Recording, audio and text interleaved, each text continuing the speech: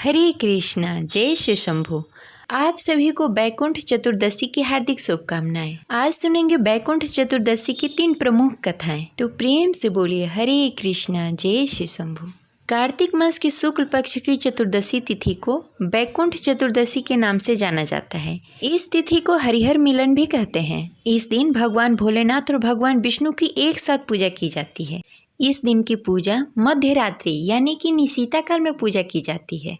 माना जाता है कि इस दिन को व्रत रख के विधि विधान से पूजा करने से बैकुंठ धाम की प्राप्ति होती है।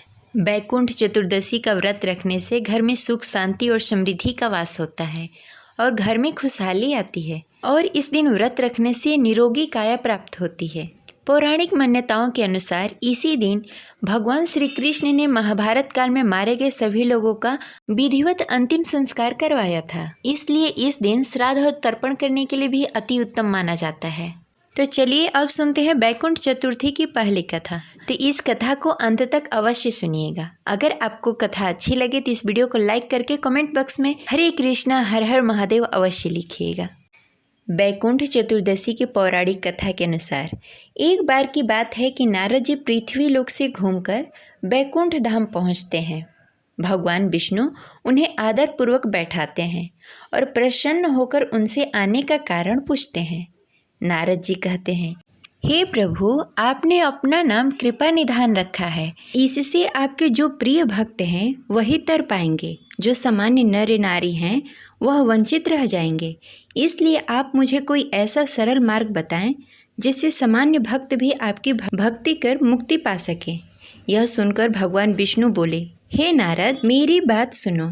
कार्तिक शुक्ल पक्ष चतुर्दशी को जो नर नारी व्रत का पालन करेंगे और श्रद्धा और भक्ति के साथ मेरी पूजा अर्चना करेंगे, उनके लिए स्वर्ग का द्वार साक्षात खुले रहेंगे। इसके बाद भगवान विष्णु जय और विजय को बुलाते हैं और उन्हें कार्तिक चतुर्दशी को स्वर्ग के द्वार खुला रखने के लिए आदेश देते हैं। भगवान विष्णु कहते हैं कि इस दिन जो भी भक्त मेरा थोड़ा सा भी नाम लेकर पूजन करेगा वह बैकुंठ धाम को प्राप्त होगा। ये रही बैकुंठ चतुर्थी की पहली कथा। वहीं दूसरी कथा के अनुसार एक बार भगवान विष्णु देवादिदेव महादेव का पूजन करने के लिए काशी आए। वहाँ मणिकर्णिका घाट पर स्नान करके उन्होंने 1000 कमल पुष्प से भगवान विश्वनाथ की पूजन करने का संकल्प लिया। अभिषेक के बाद जब वे पूजन करने लगे तो शिव जी ने उन्हें भक्ति की परीक्षा के उद्देश्य से एक कमल पुष्प कम कर दिया। भगवान श्री हरि को पूजन की पूर्ति के लिए 1000 कमल पुष्प चढ़ाने थे। एक पुष्प की कमी देखकर उन्होंने सोचा, मेरी आंखें तो कमल के ही समान हैं। मुझे कमल नयन तथा पुंडरीकाक्ष कहा जाता है। यह विचार करके भगवान विष्णु ने अपनी कमल समान नयन को चढ़ाने के लिए प्रस्तुत हुए। विष्णु जी की इस अगाध भक्ति से प्रसन्न होकर देवादिदेव महादेव प्रकट हुए। बोले, हे विष्णु, आपके समान संसार में दूसरा कोई मेरा भक्त नहीं है। आज की यह कार्तिक शुक्ल पक्ष चतुर्दशी अब बैकुंठ चतुर्दशी कहलाएगी और इस दिन व्रत पूर्वक जो आपका पूजन करेगा उसे बैकुंठ लोक की प्राप्ति होगी। भगवान शिव ने इसी बैकुंठ चतुर्थी को करोड़ों सूर्य की कांति के समान सुदर्शन चक्र विष्णु जी को प्रदान किया। शिव जी तथा विष्णु जी कहते हैं कि इस दिन स्वर्ग के द्वार खुले रहेंगे। मृत्यु लोक में रहने वाला कोई भी व्यक्ति इस व्रत को करता है वह आपका स्थान बैकुंठ धाम में सुरक्षित करेगा। इस प्रकार बैकुंठ चतुर्थी की दूसरी कथा समाप्त हुई। तो प्रेम से बोलिए हरिहर भगवान की जय। वहीं बैकुंठ चतुर्थी की तीसरी कथा के अनुसार धनेश्वर नाम का एक ब्राह्मण था जो बहुत ही बुरे काम करता था।